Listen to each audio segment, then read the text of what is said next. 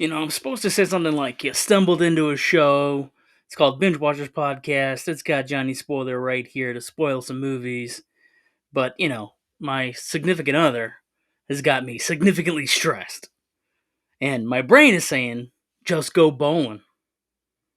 Now listen, let's not get too personal, but I will say something contrary, if not controversial. And it'll go against like all the normies and the normies who think of like the norms of celebrating birthdays, believing in Santa Claus, and owning pets. Personal relationships are a pleasant form of parasites, a positive parasite, if you will. Do you follow me? No, okay. Well, play some sad country music and crack open a cold one. I've been listening to the Red Clay Strays. I've got a drink. It's red. Here we go. Crack open a cold box of wine or pour something cold on ice because it's the Binge Watchers podcast.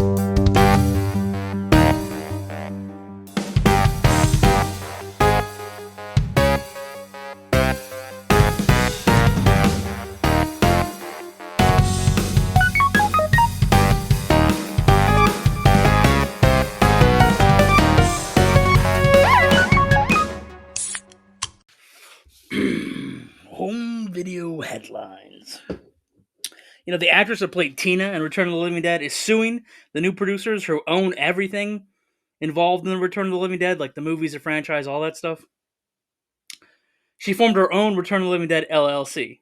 So let's rewind that. The actress who played Tina in Return of the Living Dead is suing the new producers who own Return of the Living Dead, and she's formed her own Return of the Living Dead LLC. Here's the thing, though. Courts, they don't operate in reality. So she could actually go to court and she might actually win. Who knows what can happen? In case you forgot, Bruce Campbell is making an Ash Evil Dead cartoon. He's going to voice Ash himself, supposedly. I hope it's like on all the channels and all the channel apps, like it's playing on all the television. So, like how they used to do Saturday mornings for all us broken-hearted millennials, we can actually, sit around and watch a Saturday cartoon again. Right? We're missing Saturday cartoons.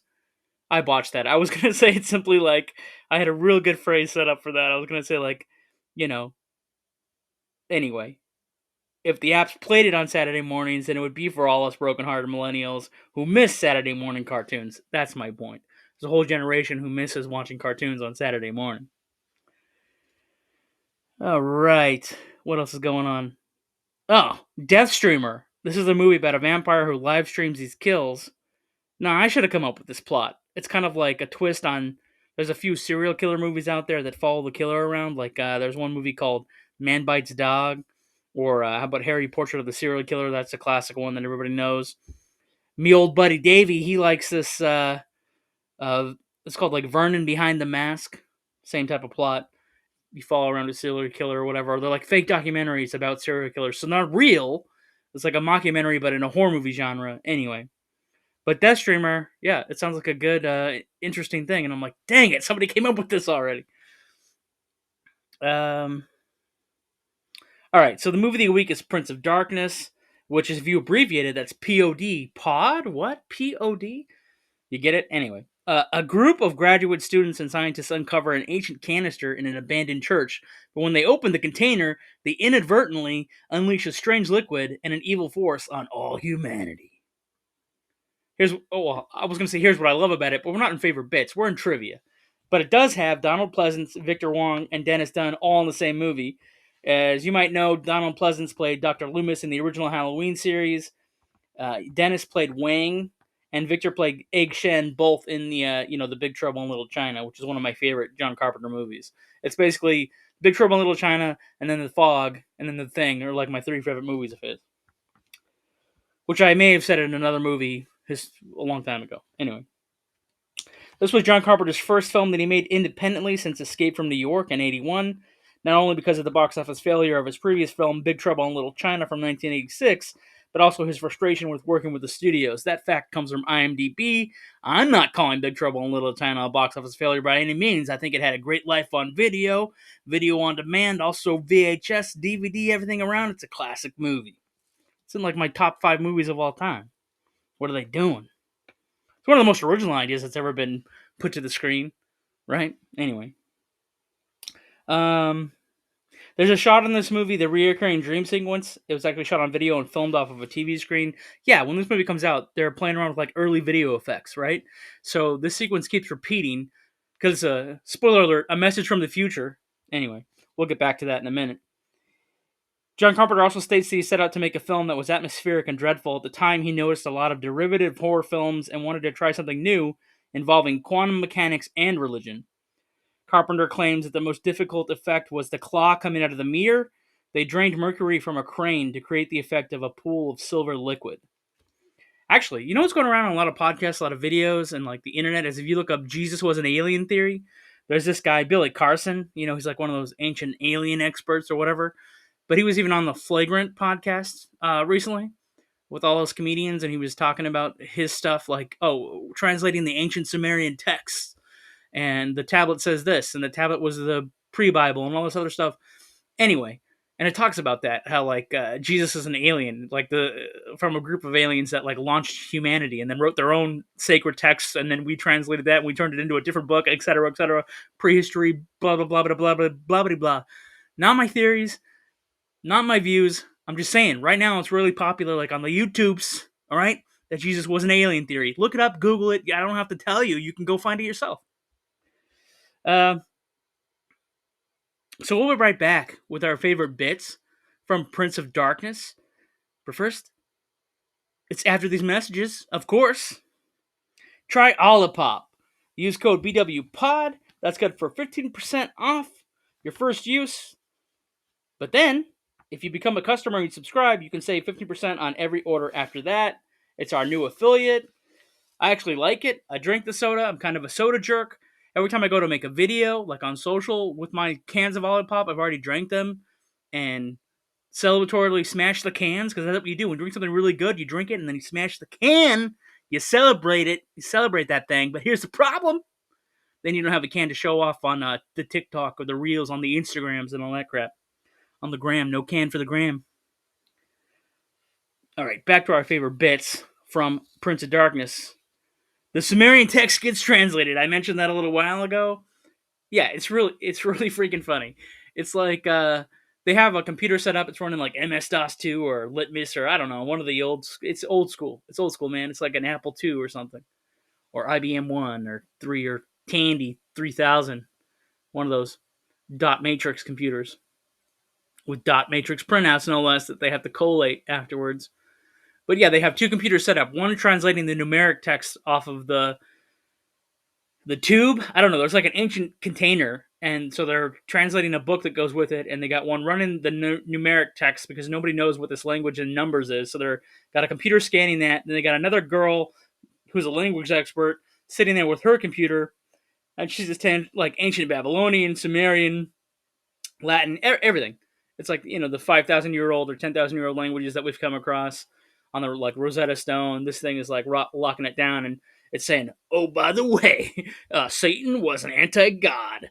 Father Satan and his kid Satan, they were causing a muck millions of years ago, and then Jesus the alien popped up and smashed them both, locked one in a can and sent one away, blah, blah, blah, and then made his own story."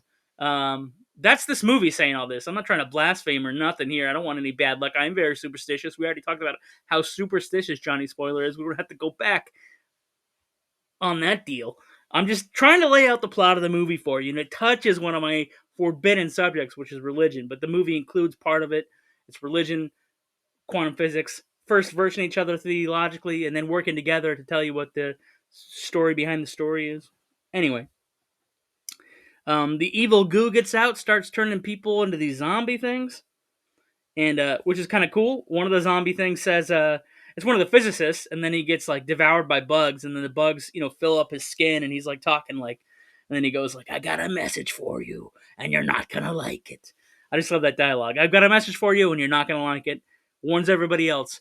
Let's see. Oh yeah, and the Jesus alien theory. Again, in 2024, it's super popular online. People are talking about it. This movie ties into that whole thing. So if that's your alley, that's where you hang out. If that's what you like to talk about with you and your buds, then, you know, take a look at Prince of Darkness here, and then go see the Billy Carson interviews and all that other crap. The video transmission from the future. So they go into quantum theory like, oh, this thing's recorded on tachyons. It's sent back to us in our present, but it's not from our timeline. Could quantum physics support that? Probably so. Who knows? There's a lot of stuff going on with quantum dreaming and quantum physics and multiple realities and entangled stuff and string theory and everything else that's out there. Big science, guys. Big science supports it. Okay. On this show, we have our own rating system, which I think is the greatest rating system of all time. It's endorsed, it's stamped, locked down the trademark. Binge now, binge later, binge never. Looks great on a bumper sticker, a t-shirt, a hat, whatever. And it's easier than 1 through 10 or how many popcorns or whatever the ratings are or how many tomatoes do you throw at this thing. Binge now, binge later, binge never. You can there's kind of self-explanatory. Get to it now, top of your playlist. Binge later, get around to it. It's good enough to watch, but not right away. Binge never, you've wasted 2 hours of your life. You can't get it back. It's a binge later, ultimately. I do love the goo, the slime. It comes out. It makes the zombies. They have an argument between religion and science. One of my last things that I was going to say is my last favorite bit was the sudden, abrupt, plausible solution to taking out the ultimate evil was really cool. Staring you right in the face. You can figure it out. And they lock it down. Like they make like metaphors plausible, and then once you are kind of like along the ride, then once you know where they're going, you're like, oh, how are they going to wrap this up? You get all these freaking humanoid zombie slimy things because that's cool. Like how they get infected, it actually has to spit its little green pus at everybody, and then they transform.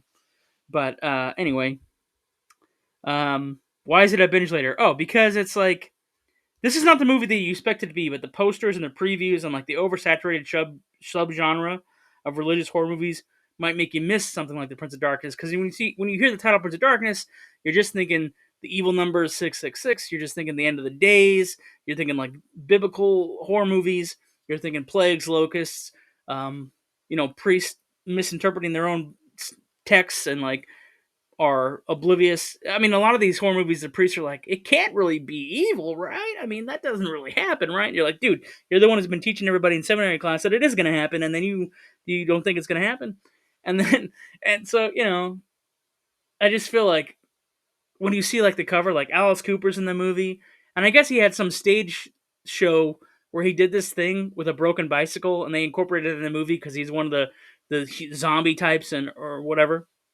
worshiping the creature and kill somebody with a bicycle thing. It's like half a bike, the back of a bike, and then just the long prong that would come off a broken frame of a bicycle. I don't know. I guess it's iconic in his stage show. You'd have to tell me. I don't know. I haven't seen his stage show. He's on the cover of the movie, right? Like Alice Cooper, huge music star. But if you see the cover, it just looks like maybe like a movie like The Exorcist or like a nun horror. So this thing would get shelved, probably gets lost among that whole subgenre is so saturated, right? There's just too many religious horror movies, and it's a freaking repeated thing. Like, oh, the priest has got to take out the possessed person or whatever, or this house is haunted, bring in a priest, whatever, and it goes on and on and on for hundreds of movies at this point? It's at least 50 movies, probably 25 at least. I'm counting down now. I'm like, oh, is it 100 movies like that or less? And whatever it is, I'm not sure whatever it is, but yeah, this movie would just get lost in that shuffle or that stack because you'd assume it has nothing interesting or different to offer the genre, but it actually does if you take the time to look at it. And if you're like, oh, I got to see every movie that Carpenter made that's worthwhile, is this one of them? Is it worthwhile or worthwhile? I don't know. I may be saying the phrase wrong, but if you're like if you just a dedicated fan of Carpenter movies or these types of horror movies, like if you're like, oh, I've seen every other Exorcist movie, what else is out there? You arrive at Prince of Darkness. Fan service. What are the fans doing? What are they saying? Jeff Bell, the musician, chimed in on Facebook to respond to my joke about Soylent Green and the movie's connection to California, like outlawing homelessness in California, making it against the law out there. And he said he does recall the movie being very 70s with the furniture, the clothes, the hairdos, despite it supposedly being set in the future. And I said it kind of included with like what I now call analog future. Like if I had to make a subgenre of movies, it'd be like movies that are made in the 70s, 80s, and 90s, standing in for like the year 3000. But you'll notice like cathode ray video screens and mostly like analog technology in these movies. So we just call them like analog future. They got like analog technology in their star bases, their rockets look old, and the future Earths are all contained in like old technology. But then I was thinking, like, yeah, it would be cool to make one of these analog future movies, like, on purpose. Like, use the old tech and no digital technology, but on purpose for the setting, knowing that that subgenre exists out there. However, what's cool about, like, if you go back and look at the apocalypse movies that was made in the 70s, 80s, and 90s, now they actually look like apocalyptic because think about it, their technology is locked in the 20th century, like frozen in time. Like the original Planet of the Apes. It's like, oh, this is after man is lost. There's been a cataclysmic event. So technology would stop, right? We wouldn't be advancing. We would just be locked and frozen in that time. It's kind of encapsulated that way. Speaking of encapsulating things in a time capsule, it's the 10th anniversary of a show called Silicon Valley, and that's my staff pick. If I'm watching something that's not the movie of the week, what am I watching? That's it. They just recently celebrated their 10th anniversary. Again, it's about tech guys. There's a lot of Pied Piper metaphors because that's also the company name, but it's kind of like a warning the whole time. And if you pay close attention, it's in one of the early episodes, like either somewhere midway in the first season or in the beginning of the second season. I'm not sure where it lands exactly right off the top of my head right now, but they're discussing the Pied Piper metaphor, like the fairy tale story, and they actually make like a joke about taking down the company with an analogy that foreshadows what happens in the finale with the Pied Piper metaphor. So they were kind of they were telling you the whole time how things were going to go down for that show and the guys in that show. Although I do have a gripe with that show, if I want to be honest. Like, I love that show, but I don't like that they got rid of Erlich Bachman. But of course, TJ Miller, he's like one of those Mercury-like characters. I mean, the way he behaves and acts is kind of like how Bill Murray and Chevy Chase were and Dan Aykroyd were like in the 80s and 90s, maybe. Like, big, giant personality, talks a lot of trash, does a lot of comedy. But I guess like he was ruffling somebody's feathers on the set. I mean, there's two different stories. There's like the rest of the cast and his version and the producer's version. So maybe there's three stories of why they got rid of his character like in the third or fourth season. And honestly, the show dips a lot there. You could probably put it on a graph and you would see that the show doesn't track as well once his character is gone because he was like holding down the show for me, you know? Um, and also everybody else was kind of like an archetype. Like, were kind of jokes of other characters, and which is it's a situational comedy, so that's fine. Archetypes kind of rule the day. They are stereotypes, and then the characters evolve over time once the story spread out over several seasons. But Erlich Bachman was like a unique character, you know. Anyway, take a look at it. Just had its 10th anniversary. That's a binge now. If you're wondering, am I ever going to do a binge now? What is it? I like that series a lot. I think if you're an entrepreneur, if you're trying to do something with your life, and you want to see people progress and try things and fall face first and then try again and keep going, Silicon Valley. In closing, what can I say? I will be bowling. I'll be turning my phone on for many hours while I'm bowling, and I'm going to get lost. I might be crushing pins and getting silly.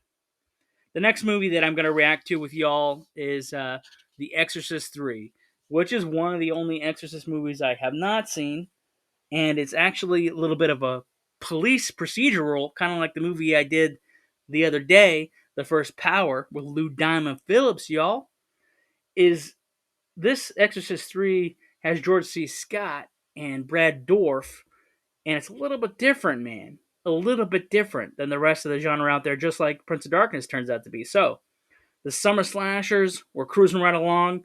We're going into The Exorcist 3. All I can tell you is like a detective trying to track down a serial killer who I think is doing some body jumping. I think he's possessing people. So, again, very similar to The First Power. Exorcist 3 might have come out around the same time. I don't know. I'll dig in deep into the facts on that one next week and let you know which one came out first, or maybe I'll forget to do that. I don't know. Thanks for tuning in. You can sub up on all the channels. It's available as audio podcasts on Spotify. It's around everywhere else. There's unique video channels. We have our own little video blog. If you want to grab the vlog, so to speak, go for it. Sub, like, comment, and share. Tell me what your favorite movies are or what you're just watching this week. Oh, let me know your opinion of the subgenre, religious horror movies or analog futures. I'd love to hear it. And if you drink something, make it red. Olipop has no dyes or color, so if you try Olipop, it's not going to be red, but that's still good too. Peace and chicken grease? No. You don't have to go home, but you can't stay here.